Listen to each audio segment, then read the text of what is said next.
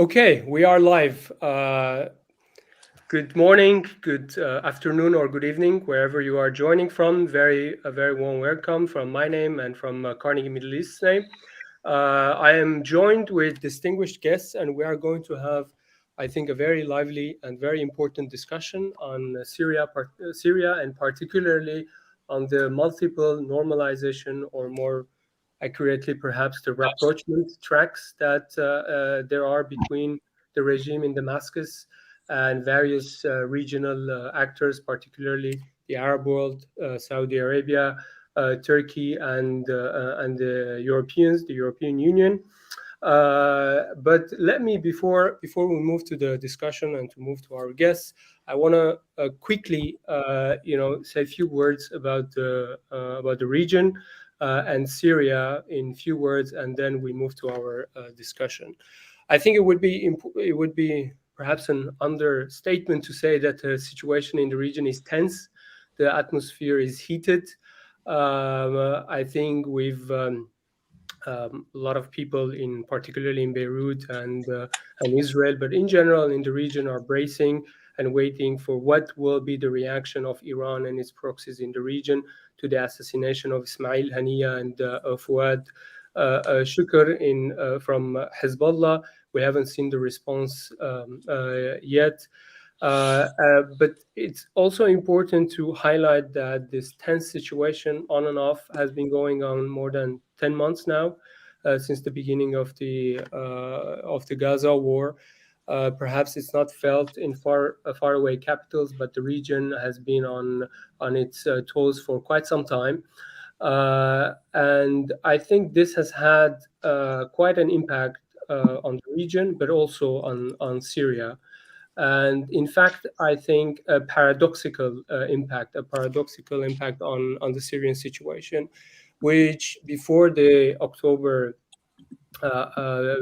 Gaza war, I think a lot of the files related to Syria were stagnant, were not moving anywhere. Perhaps even Syria was to some extent forgotten, and other conflicts took the priority in the region. The conflict in Gaza and the regional situation kind of brought back the Syrian case to the front again. But I think in one way, on one hand, it's paradoxical because on one hand, the Syrian regime in particular is quite worried to be sucked into a destructive conflict.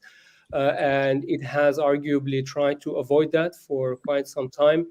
But on the other hand, the Syrian file is back on the table, and we've seen that some actors, particularly Saudi Arabia, Turkey, and to some extent Italy as well, are pushing either the already existing normalization or rapprochement tracks, or pushing for a re-evaluation of European policy towards Syria.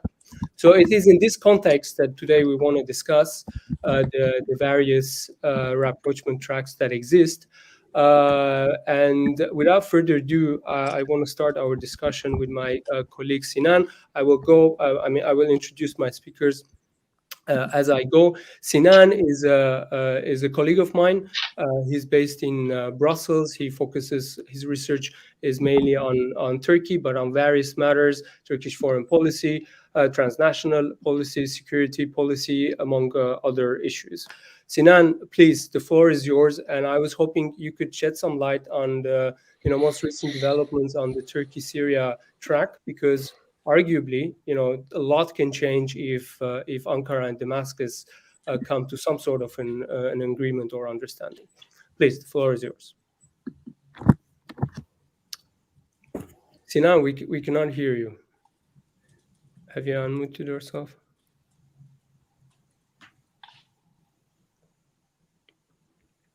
No.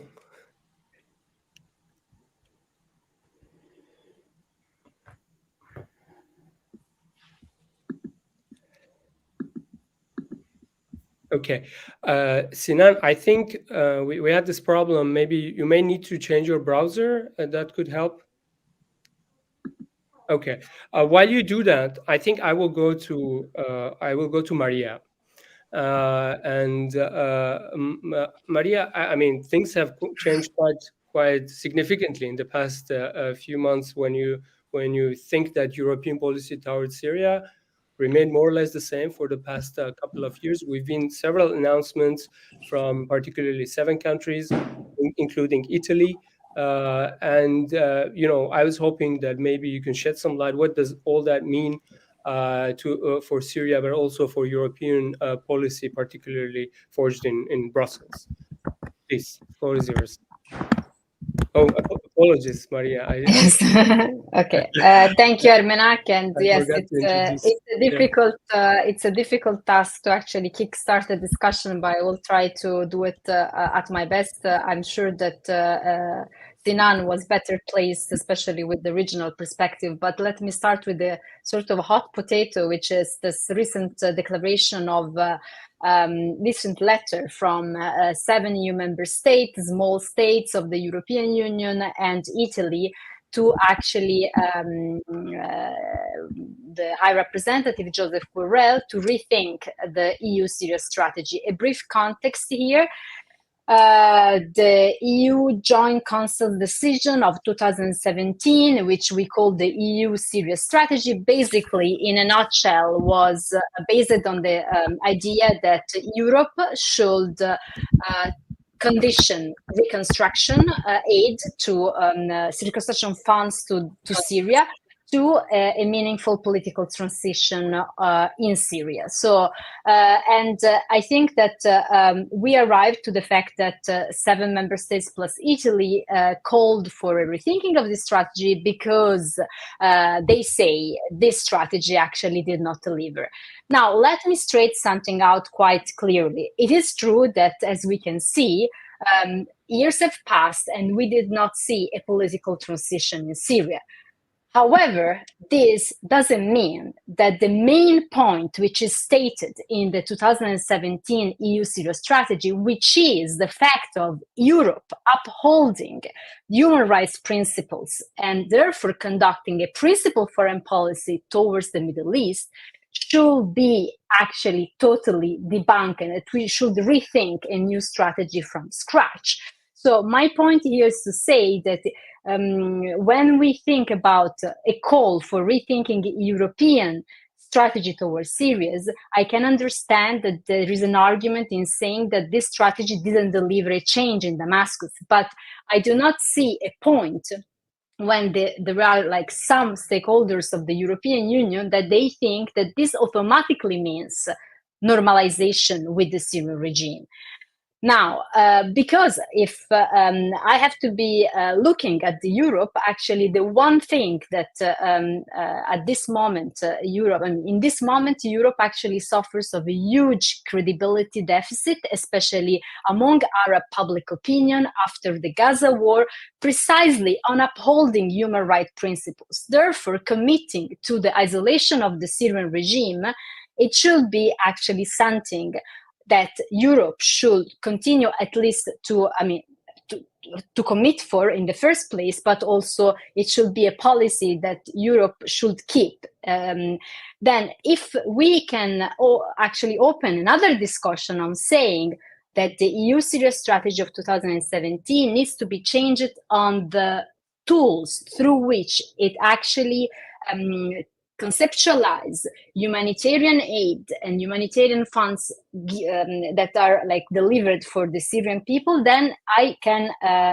sort of support this point for several reasons. But rethinking, like thinking that a rediscussion of the EU-Syria strategy means normalization of compromising with the Syrian regime, I think it will further actually affect the EU credibility among public opinion of the Arab world, and also actually provide some of the global players like Russia an argument to say, I told you so. And last but not least, reinforce the logic of the regime, which has been, we know it all the time, saying, okay, we know that after some times there is going to be the pragmatism is going to prevail over principled position. So that means actually that, in my view, at this point, Europe can rethink, especially at the level of the EU Council, which gathers the 27 member state executives, can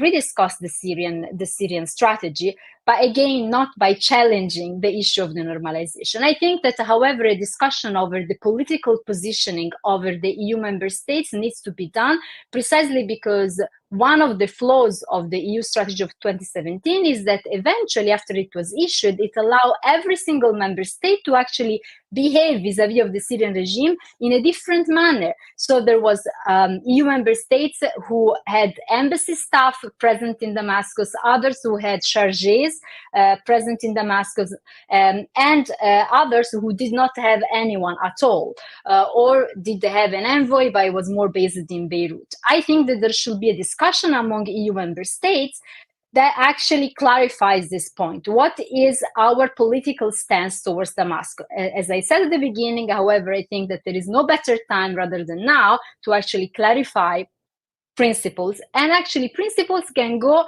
alongside also pragmatism, because I think the second point that can be discussed among EU member states is how to both uphold principles and pragmatism. When it comes to pragmatism, I think that there is also a need to think and rethink tools for delivering humanitarian aid. As we know, among EU member states, especially after the earthquake, there has been an expanded approach towards humanitarian assistance, because while reconstruction was sort of always conditioned to political transition, there has been many member states who have expanded the approach to humanitarian assistance into and interpreted as also the ability to actually fund a small-scale reconstruction project, even in regime-held area.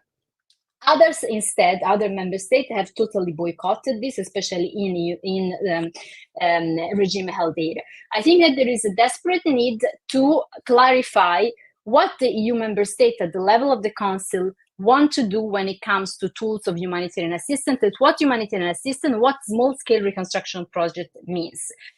So in a nutshell, and I will not belong here, what I do think is that there is a need to rethink the EU Syria strategy, but that does not need to have to translate into a fallback into normalization.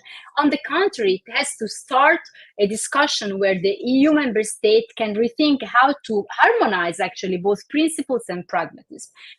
A rethinking of the EU Syria strategy will also allow, I think, will also be helpful for the time that we are in European foreign policy. In some way, we see that Europe is in a moment where its foreign policy is mostly led by EU capitals, especially when it comes to center-right government like that one of Italy.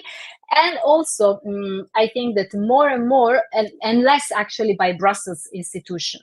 So in order to prevent a situation where, for domestic reason, center-right government, especially those ones who are appealing to electorate which is sort of worried about a new wave of refugees coming from the Middle East, especially with this current situation, I think if there is no rediscussion of the EU Syria strategy, then there is much likelihood that specific member states, and we saw 7 of them plus Italy, will start to have a new approach by themselves, de facto. And this is very dangerous. So I think that the rethinking of the EU strategy towards Syria should also try to frame a new European approach and contain this sort of degeneration of specific member states who sort of capitalize on the flaws of the 2017 strategy to just fall back into a pragmatism normalization that doesn't benefit, honestly, anyone. And last but not least, I think that if you ask me why, one of the reasons for which this decision has been issued by Italy and the 7 member states, but specifically by Italy, needs to be placed in the context of Italy Italy in some way, somehow the Syrian issue has fallen prey of specific intra-European competition. So in some way, the fact that there was this margin of maneuver of different member states taking different stands has also allowed some member states, especially Italy, who wanted to take an affirmative foreign policy position, especially in front of other big member states like France and Germany, who do not see eye to eye on Syria with Italy, to sort of take the lead on this. So the driver behind this decision, in my view, it's much more related to a wish of Italy to affirm itself vis-a-vis of other EU member states, rather than a new rethinking and strategic rethinking of its postures in the Middle East, or some strategic calculation. But the danger of all this is that the result is going to be a de facto normalization that is going to basically affect all sides, and in particular is going to play out into the hand of the logic of the regime, who has been waiting for this with very few positive results and on the side of the Syrian population. Let me stop here, and very happy to also to answer follow-up questions later on. Thank you very much, Maria. Given that we've known each other for a while, I've apologies for not introducing me at the beginning. Maria is the head of the Mediterranean, Middle East and Africa program in the Italian Institute of International Affairs. She's been working for a crisis group for a while, and has policy experience from heart of Europe. So thank you very much for your remarks, Maria. I have a few questions, but we will come back to that a bit later. I'll go back to Sinan. I hope the technical problem has been solved. Sinan, please, floor is yours. Yes, hopefully you can hear me now. Yeah, we can. Very good. Very glad to be with you all.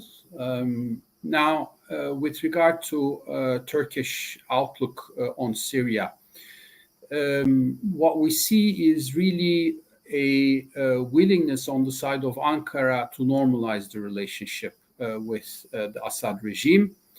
And this is somewhat, a 180-degree turn for the Turkish government that at the beginning of the Syrian crisis, as you all know, was championing and actively working towards regime change in Syria. The turning point came in 2016, really, with the acknowledgement that this was no longer possible, with Russia and Iran having backed the Damascus regime, and Turkey's traditional partners in the West have shied away from a more aggressive intervention, even after the use of chemical weapons. So since 2016 and the setting up of a tripartite group between Turkey, Russia, and Iran called the Astana process, Turkey has gradually been working to normalize the relationship with Syria. And now this has gathered steam after the Turkish elections of May 2023, and even more so after the local elections of this year, whereby the refugee issue has become a losing proposition for the government. Interestingly, this issue, which is huge in Europe, has not been politicized in Turkey for a long number of years. Turkey is host to almost 4 million Syrian people, and this has had no real visible, big, palpable political impact until recently. But now it is starting to have a huge political impact. One of the reasons for that is not just the numbers, but it's really the economic downturn. So when the Turkish economy started to experience duress, the issue of refugees became much more politically palpable, and the ruling AK Party realized that it was starting to hurt its popularity to a large extent, and some even attribute the loss of popularity to at least one core element of the loss of popularity has to do with the refugee issue. So that's fundamentally now one of the core driving forces for the normalization. The reason why the Turkish government is seeking a formal dialogue that would have the return of the refugees as one of its components with the Syrian government. That being said, things are not moving, very rapidly because the Syrian side has a number of prerequisites. Now, one of them being the withdrawal of Turkish forces from Syria, and the other one being the end of the Turkish government support to the militant groups in Syria, particularly the Free Syrian Army. It is then the rhetoric has somewhat been mollified. Now it is, from as far as I can understand, it is stated as something that would need to be discussed at the table of negotiations and not so much a prerequisite for the negotiations. This may be due to pressure from Moscow that wants to see a normalization between Turkey and Syria, and it's working diplomatically to pressure the Assad government to do that. But even now, we're not yet clear about when the first meeting will be between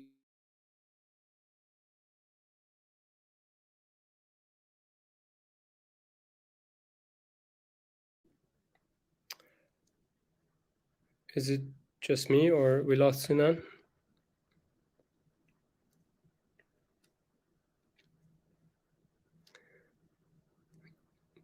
Today, technical problems in Brussels. Let's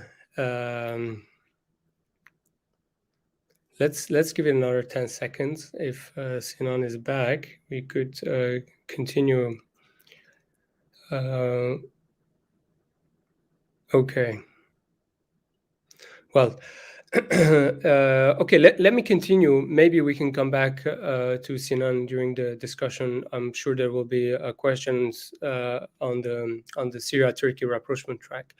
Now let me move to Abdullah, who is my colleague and non-resident fellow at Carnegie Middle East. Abdullah is the chair of the State of Qatar for Islamic Area Studies, and it's a visiting professor at the Faculty of International Relations and Education in Waseda University in Tokyo, if I pronounced that well. Abdullah, welcome. Please, the floor is yours. Let me. I think it's quite important to talk about the Syria rapprochement at this particular moment, because in the past few months we've seen some activity, particularly from the Saudi Arabia side, and especially that last year things did not go very well, and the Arab normalization was kind of frozen.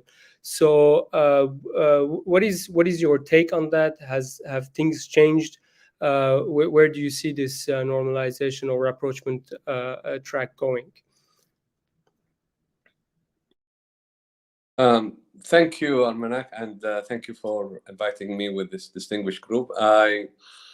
To answer your question, I think it is still very early to judge where the normalization with the Arab countries is going. We have seen some signs, as it were, that there is willingness from the Arab League to bring Syria back to the Arab fold, and also from the Gulf states in particular, that are leading this kind of rapprochement with the Syrian Assad regime. And there are a number of reasons that is actually kind of pushing for this kind of direction. Some of them can be shared with what Sinan was talking about, which is the European Union, and Sinan is back now. But the idea of the refugees, although they are not called refugees in the Arab world or in the Gulf states in particular. But more important is we have seen a major shift in the Gulf states policies, not only towards Syria, but in general, moving more towards de-escalation and de-conflict, and trying to create a more amenable situation, a more peaceful region, to ensure that they are going to fulfill their economic development plans and their visions for the future. As we know, the Gulf states are threatened with the fact that they are going to run out of oil at some point, and they cannot rely, their economies cannot rely on just producing carbohydrate, but they need to kind of diversify, and they have all got some very ambitious business plans and visions, and they cannot work while there are conflicts in the region. So we've seen the escalation with Iran, we've seen the escalation in Yemen, and we've also seen the same with the Assad regime. So I think that is one kind of push factor for the Gulf states to do that, and I think the Arab states as well follow suit, because, as you know, nowadays the Gulf states are the main drivers for within the Arab League and within the Arab fold. And if you take also the idea of the refugees and the displaced people, there is a lot of pressure on the Arab government to do something for the Syrian people, and to get them back to their homes, etc. But on top of that, we have seen that the Arab states in general, and the Gulf states in particular, fear that there is leaving Syria alone, as it were, hasn't really helped the war, and supporting the different factions fighting the Assad regime hasn't really worked, and particularly because of the support of Iran and Russia, and therefore they felt that they need to curtail that, in a sense, to they see that there is competition with Iranian influence in particular, but also Russian influence within Syria, and they want to rebalance that and bring Syria back to the Arab fold. But more important as well, and another factor that's really pushing particularly the Gulf states, but also Jordan and other countries, is the illicit trade, and particularly the Captagon trade that the Syrian regime is being accused of supporting, or groups that are working within the Syrian regime that is exporting it to mainly to Middle Eastern countries and mainly to the Gulf region, given the fact that they can afford it, as it were, and there is big youth market for it. So these pushes basically made the Arab League and the Gulf states to reintegrate Syria into the Arab fold and try and bring it back and try to curtail this illicit trade, as it were. Now, all of this, one can understand why the Arab countries want to bring Syria back, but all of and Syria was invited, and the Assad President Assad was invited to Arab League summits, and also he was invited to the Gulf states. He visited the Emirates, etc., saying that we have to take into consideration that not all the Arab countries and not all the Gulf states were on the same page, as it were. So we've seen that in particular, we've seen Algeria, we've seen Sudan, always had good relationship with the Assad regime, and in the Gulf, Oman always continued to have good relationship with the Assad regime. But we've seen the other countries now, particularly led by Saudi Arabia and the Emirates, and the Emirates, in fact, was the leading country that invited Assad back. We've seen them, trying to bring Assad back to the Arab fold, but without any preconditions and without any coordination in this sense, either with the Europeans, who have their own grievances, and they share some of these grievances, particularly the refugees, and also without coordinating with the United States. And maybe it is a message, one could read it, to the United States that we want to, we want to take hold of our future, and we want to do what we think is best for the region, and we cannot be dictated by your policies in the region. And I think this rapprochement has, to a certain extent, upset the United States. The expectations from the Assad regime, and I will end here, the expectations are very high. Expect that the Gulf states will continue to roll as they used to do in the past, roll back the Syrian regime and do the reconstruction and the rebuilding of Syria. And the Gulf states are not in a position to do so financially, but also, the thinking has changed. The Gulf states cannot be seen anymore as, vending machines or ATMs, as it were, where they can just distribute money. So they are very prudent on how they will spend their money. They're looking for more investment. They're looking actually for opportunities as well in the rebuilding, rather than just spreading their monies around.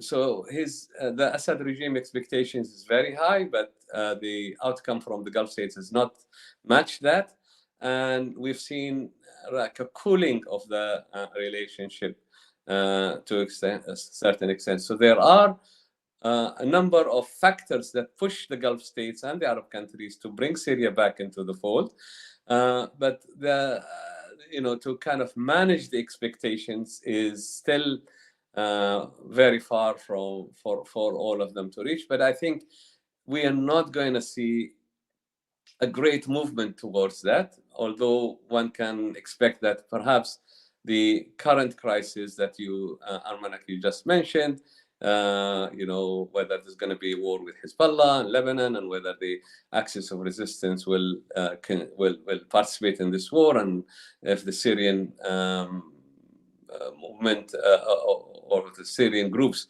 will get involved. All of this is going to throw things into a different pot altogether, and perhaps we need a different lens to look into this. But yeah, I think we're going to see Syria back, but not necessarily in the way that the Syrian regime is expecting. Yeah, exactly.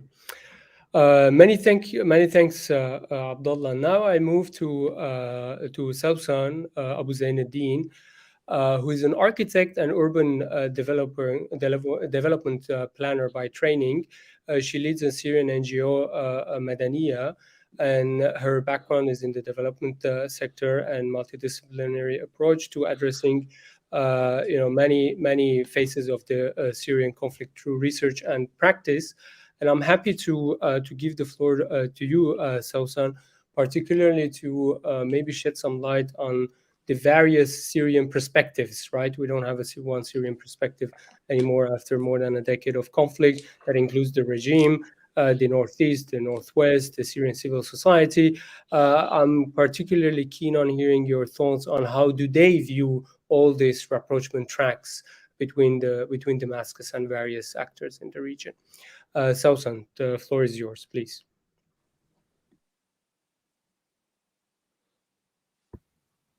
Hello.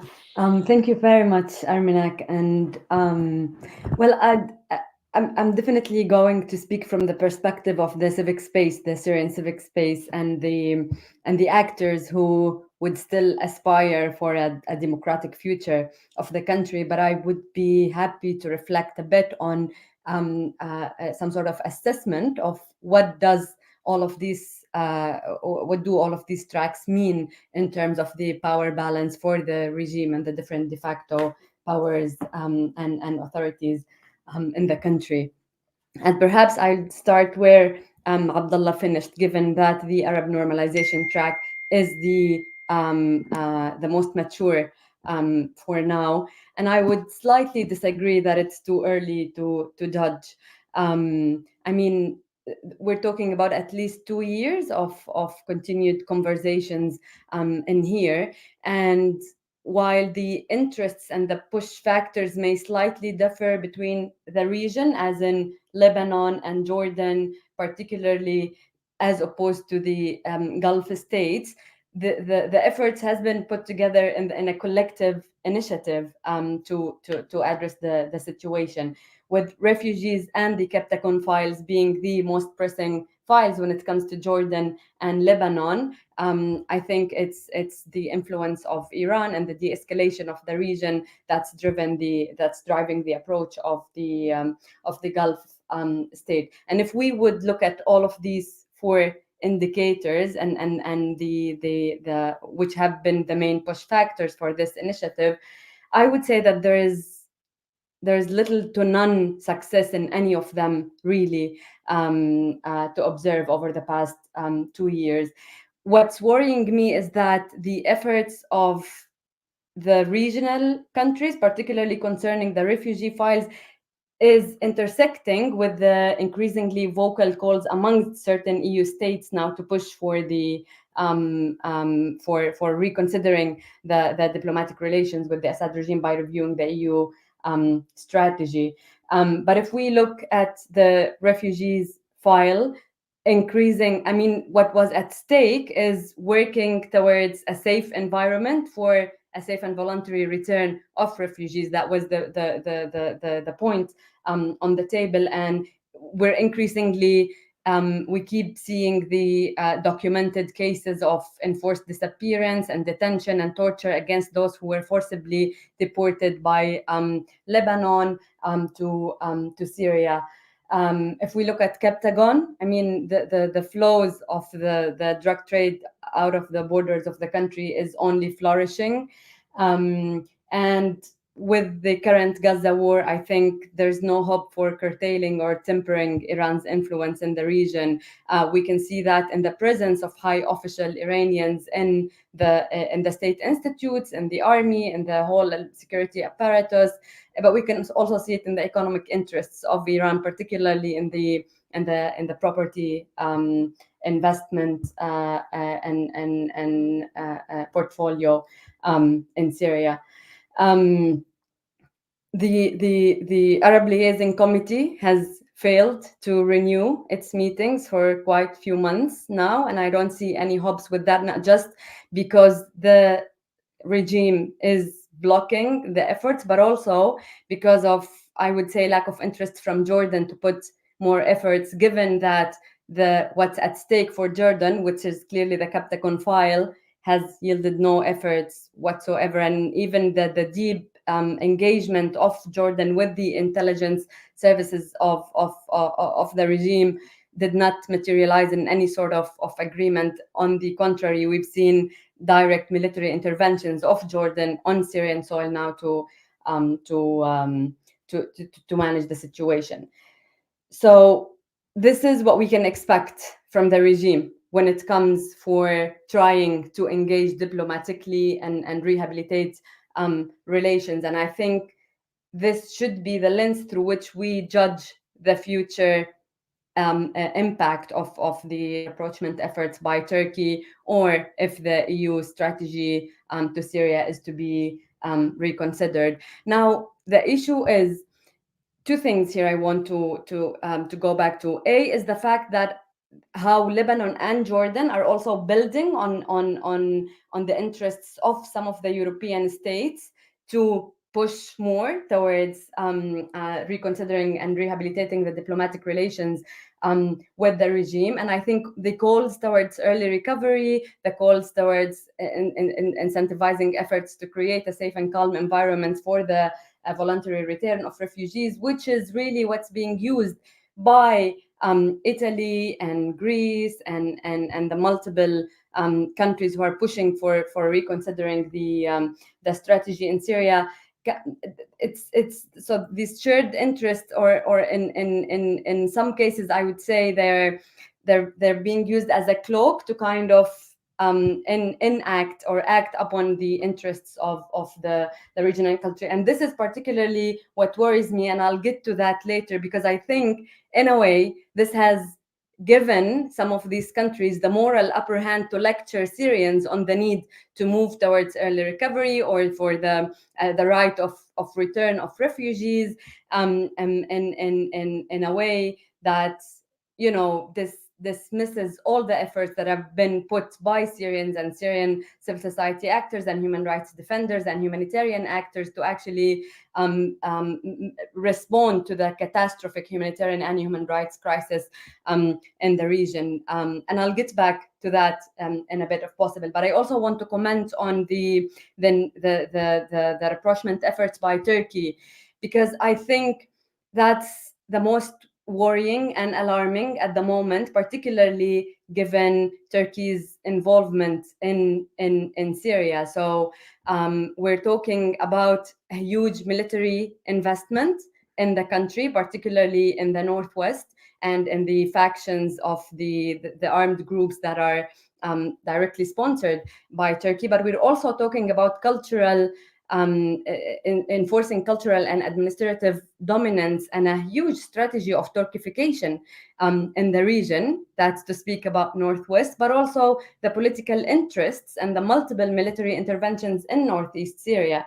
So I absolutely agree that the refugee issue has become a bargaining chip following the different Turkish elections, and it's definitely one topic on the table. But the political interests and the military interests in Northeast, and the presence of the SDF forces are definitely another very important element to consider, and the huge investment on the cultural, military, and administrative levels on Northwest Syria. And I would be interested to hear, now that Sinan is back with us, his take on that.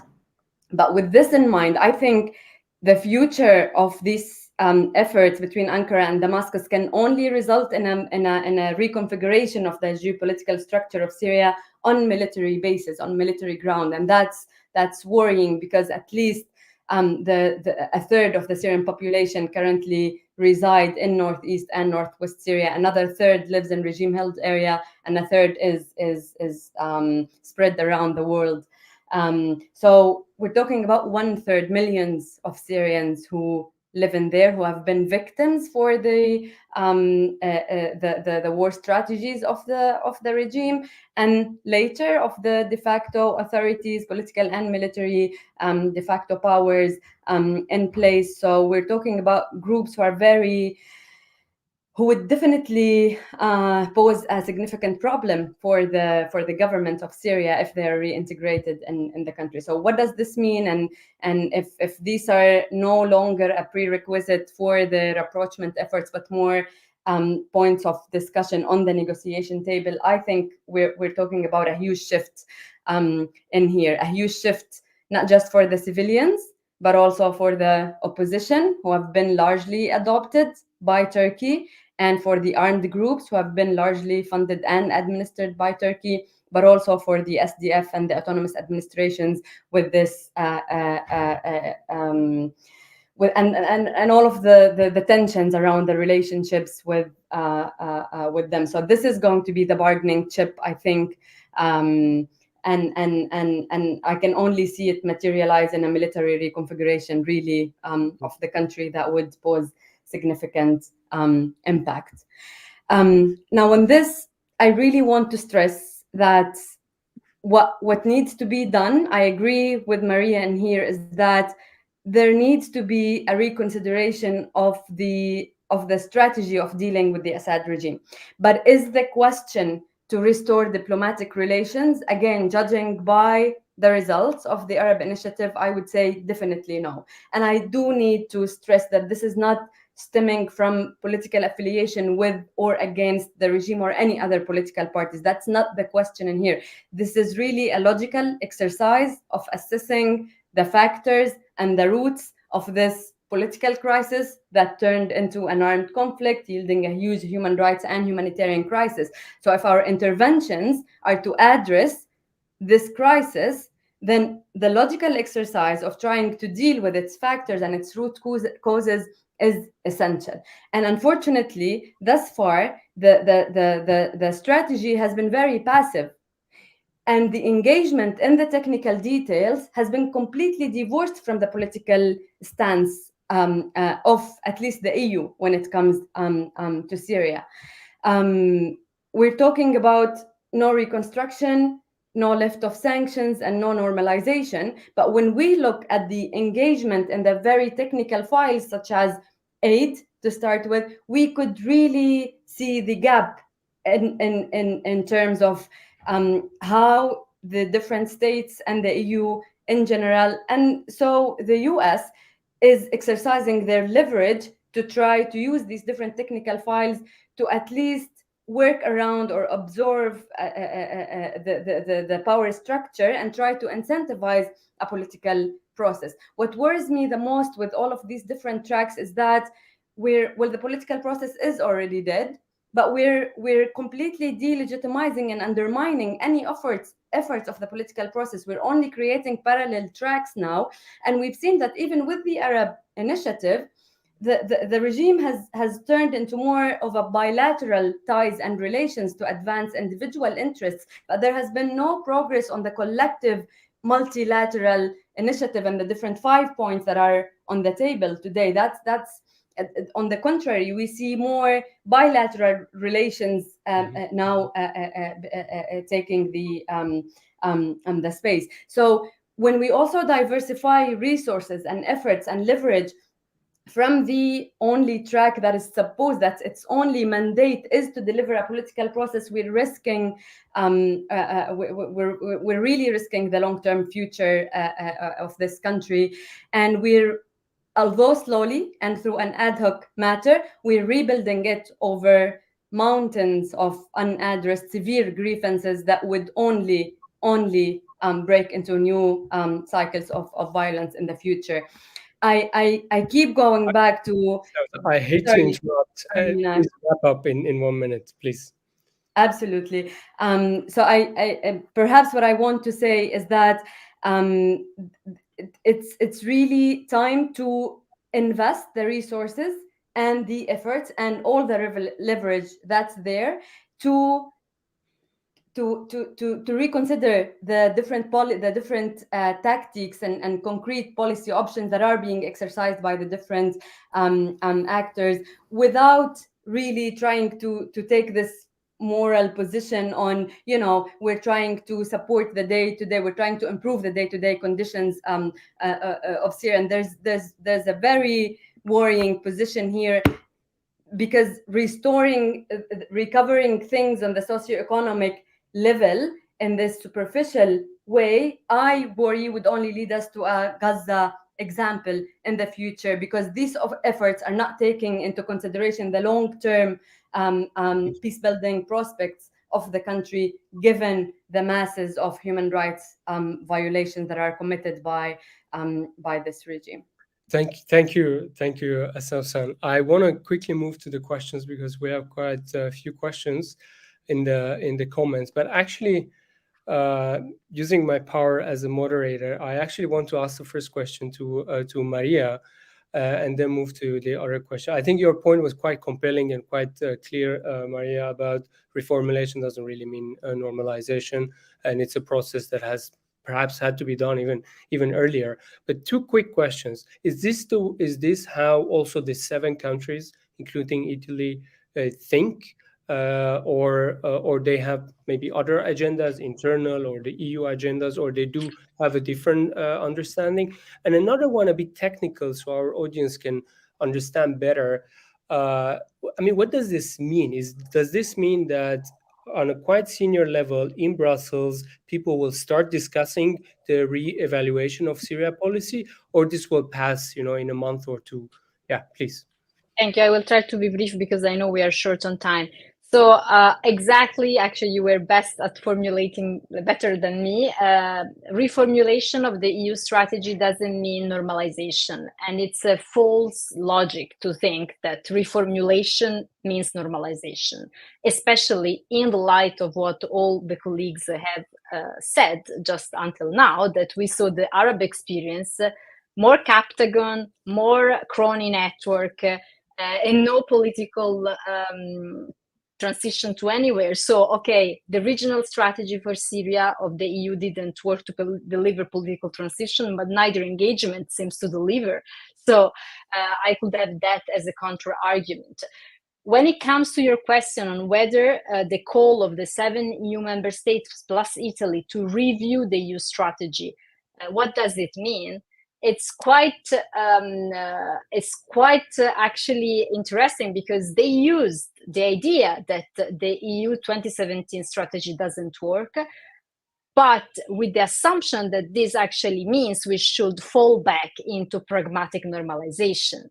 So that is where my point is that the point of rethinking the strategy and sitting once again at the level of the Council to, as I said, both rediscuss the stance on Syria or a variable EU position towards Syria and the tools of humanitarian aid, and what does it mean reconstruction, all that I say, what does it mean humanitarian assistance?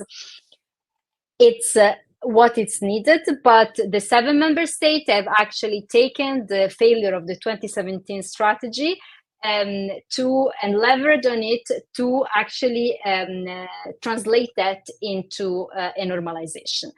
Now, when it comes to what actually they want, it's precisely what Sawsan, she was mentioning, is the intersection between the regional policy. So it means the fear of a new refugees way, the fact that many of these states have right-wing governments that actually do foreign policy according to the domestic pressures that they have. I mean, all governments, they do foreign policy according to the domestic pressure, but the center-rights and right-wing government in Europe, who are like specifically coming from a certain political section, they need to give response to the refugees waves and to their constituencies on that. So having a new stance in Syria in some way, it's a shortcut to say, well, you know, we are doing something to your electorate. But that has tremendous consequences, not only for the Syrians, which Sawsan has already pointed out, but also for EU credibility at a time when already the credibility of the EU in upholding human rights and principled foreign policy has been totally debunked by the Gaza crisis among the Arab public opinion. So here it comes the last point on saying that I think that there is a need for discussing this to sort of redefine the borders within which the EU member state operates.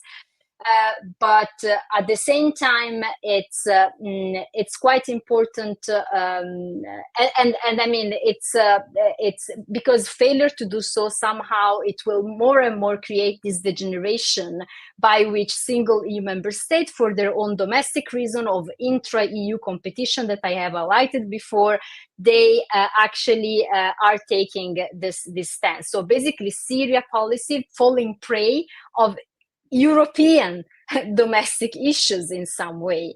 And this, we don't want it to happen, neither for Europe nor for Syria. I can't see, and then I will end with this. Those one who tells me that a better engagement with the regime will lead to a reinforcement of state institutions, please do give me proof of that. History goes against this argument. Actually, normalizing with the regime, with an authoritarian regime which is being sanctioned, it all proves to actually reinforce the crony networks. So I do, and then the second argument, rather than the state, and the second argument of those that say that dealing with Damascus will help easing out regional tensions. I mean, honestly, I almost support more the argument of those saying keeping a channel with Iran, because it's a player in the region in some way, can like really de-escalate tension. But when it comes to the Syrian regime, I really don't see, especially considering the reliance that this regime at this point has on Iranian security networks, Russian security network, I don't see really how that can help on de-escalating tension. So I don't see the strategic components and the strategic argument of it. I've seen it in Iraq, how actually trying to normalize with the Iraqi militia didn't help at all. In my view, and it actually just embed those forces within the political process and created other armed factions, armed factors outside that continue to proliferate.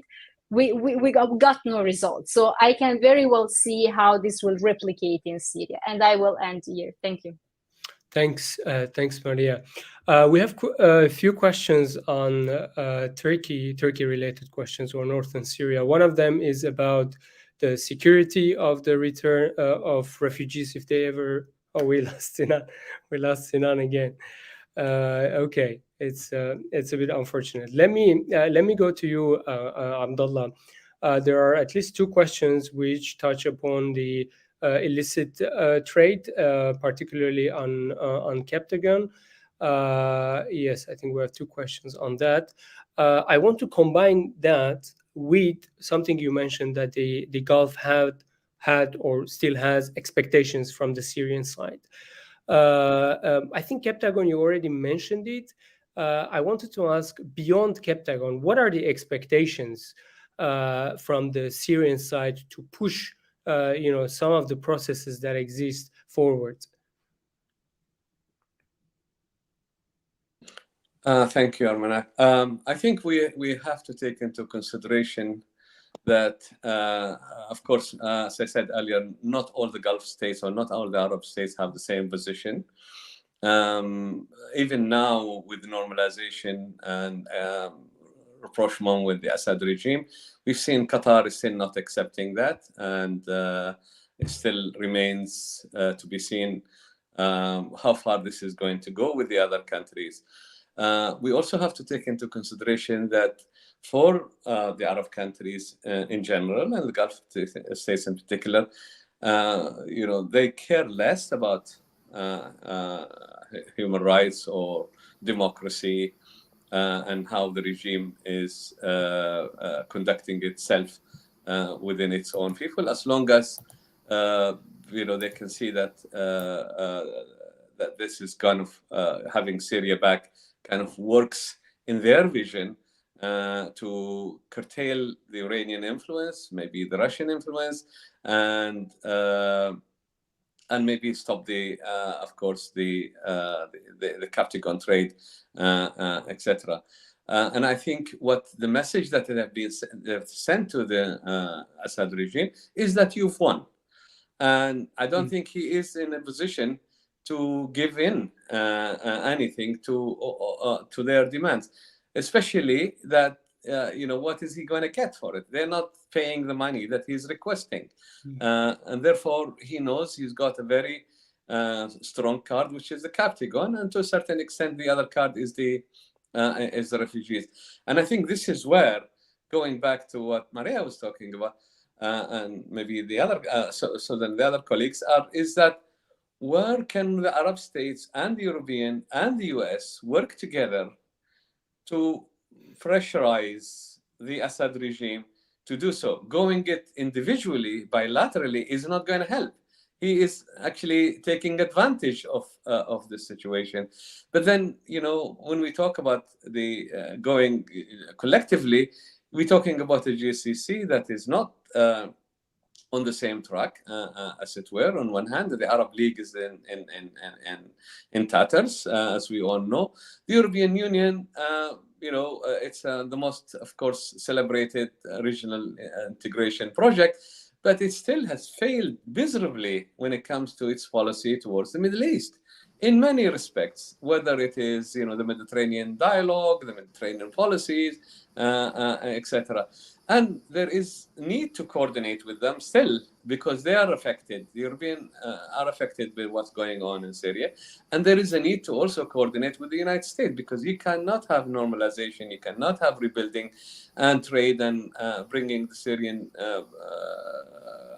bringing Syria back to the Arab fold when you still have sanctions from the United States. Who's going to dare to to go and rebuild and give money and to support the regime?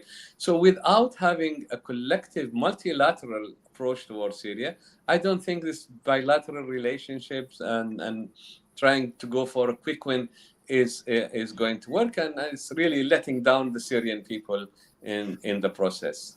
Abdullah, let me quickly come back on that. While I agree with you, and I think the colleagues also agree, one would argue that Saudi Arabia sometimes takes, Saudi Arabia and UAE in particular, they do take steps bilaterally. We've seen quite small steps, particularly in the Saudi case, related to the Hajj, related to the return of few airplanes to Syria. Would you say that Saudi Arabia, or let me reformulate, do you think Saudi Arabia would continue taking these steps bilaterally, or do they also prefer in normal or rapprochement with Syria in a collective manner? Well, I don't think it's a good question. Thank you. I don't think the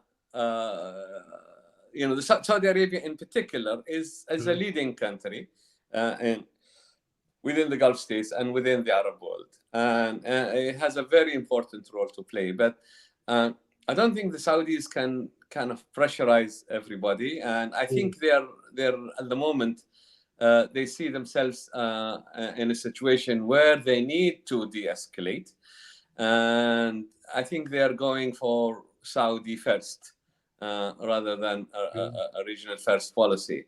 And I think that is, although one can understand that, I don't think that is helpful, not for them and not for the Syrian people, not for the region, because as a leader as a country that is a leading country in the region, you need to take into consideration all the other views, and you need to take consideration all the other interested parties, and go for collective, bargaining or collective strategy. But I don't think the Saudis are in a mode to do that, because they see that either the Arab League is in not an agreement, the Gulf states are not an agreement. They're trying to do it to a certain extent, but I think they seem that they are under pressure. They need to sort out the mess that is being created in Syria, and they need to sort out their internal challenge now, which is the Captagon. This is a big issue for Saudi Arabia, and if they don't sort it out quickly, I think it's going to basically affect their young population, and it's already doing so. And I think this is what is pushing them.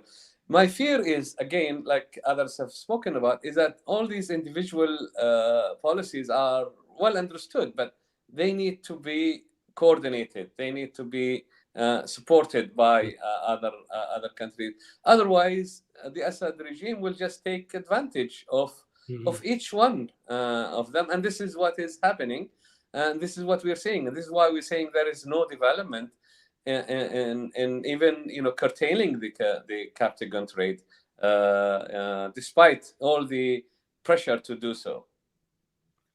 Okay, thank you, Abdullah. There's one question which rightly states that the approaches to normalization with Syria are rather different from Arab states to EU to Turkey.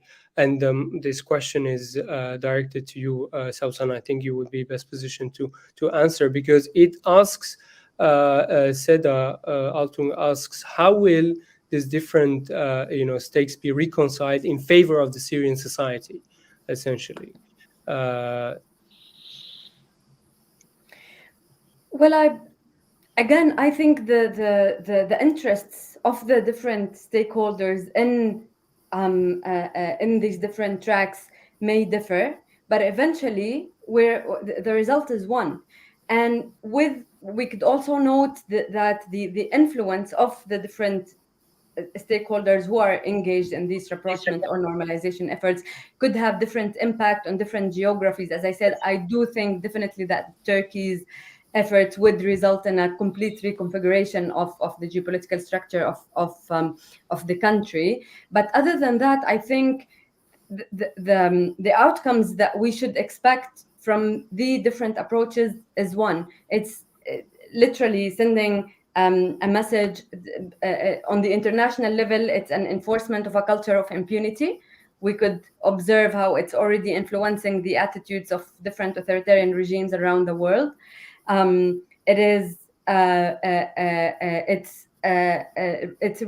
rehabilitating. It's again working on the very short term to manage the day-to-day, rehabilitating, trying to recover the socioeconomic conditions of the different communities at the expense of actually working towards a sustainable solution for the future. So I think I would slightly disagree that the different approaches can lead to different impact when it comes to the different communities or the different geographies. I do really think a very dangerous pattern that would emerge out of all of this because it's contagious, because it is contagious, whether or not the different stakeholders are pushing different strings and building on different positions and using different leverages.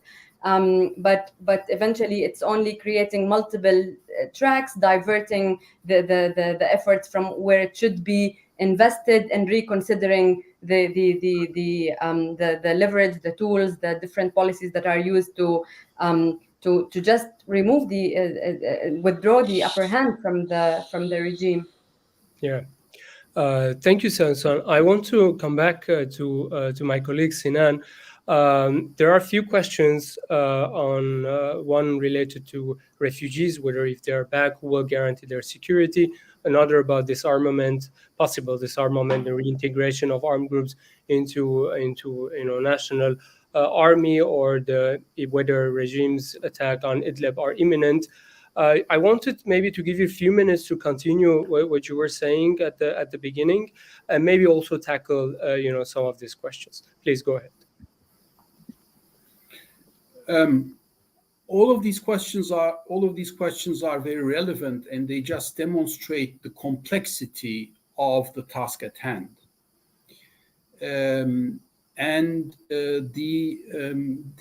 Another difficulty is the different priorities that the Turkish government and the Syrian government have today. For the Syrian government, the priority is to compel Turkish forces to move back to Turkey so that they regain control of their territory.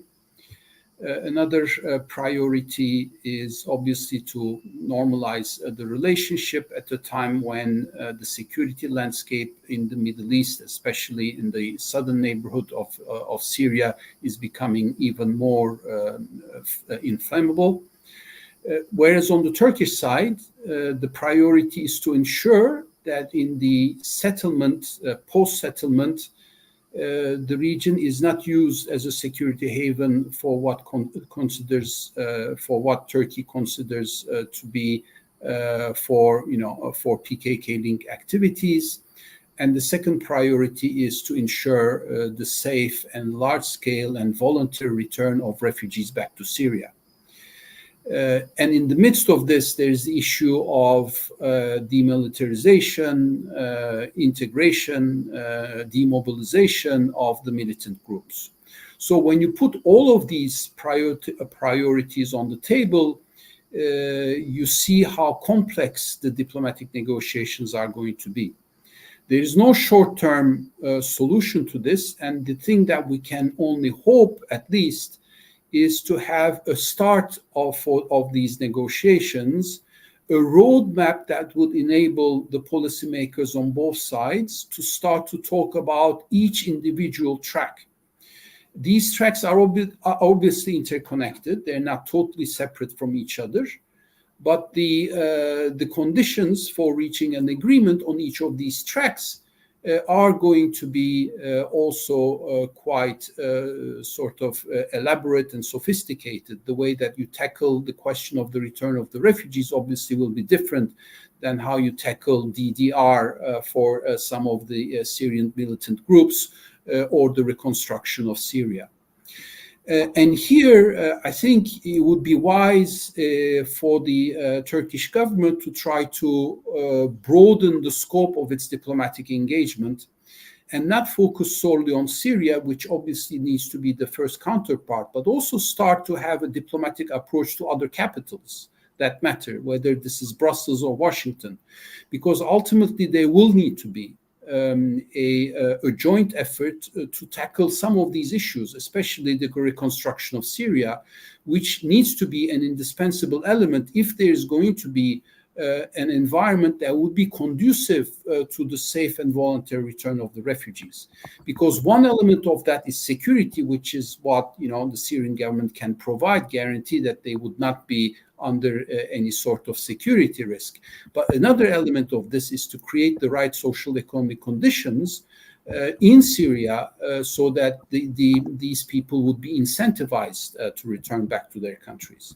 And that's where the involvement of the international community is absolutely indispensable. This is not something that Turkey can do on its own. And obviously, this is not something that Syria will do on its own, nor the natural backers of Syria here and here. The Syrian government, Russia and Iran, will be, I think, very helpful on this line of thought. So this is basically what I wanted to share with you. My hope that these negotiations will start, but also the complexity of these negotiations when you look at all of these separate tracks that will need to be tackled, with maturity, but also with competence. Thank you very much, Sinan. Thank you very much for everyone. Perhaps, if I, as a way of conclusion, one could say that Syria or Assad has returned to be a topic of discussion in various capitals. Regional changes, which is another part of our title, regional changes are there and they are very powerful. But the future outlook looks quite bleak. Perhaps one of the main themes of all these approaches is that they all face major challenges and they all are quite complex, as Sinan you well described. But I think the complexities exist also in the Arab Syria track, but also with the European track. And perhaps another point to make. Unfortunately, I think the Syria file has become hostage to a lot of domestic politics or regional politics, and is much less about Syria, or even less perhaps the Syrian people, which is quite unfortunate. Thank you very much for your time, and thank you for those who tuned in. And sorry for not being able to answer all the questions. I myself had a lot of questions, and thank you very much, and hope to see you on other platforms. Have a good day. Thank you. Thank you. Thank you. Bye-bye. Thank you. Thank you.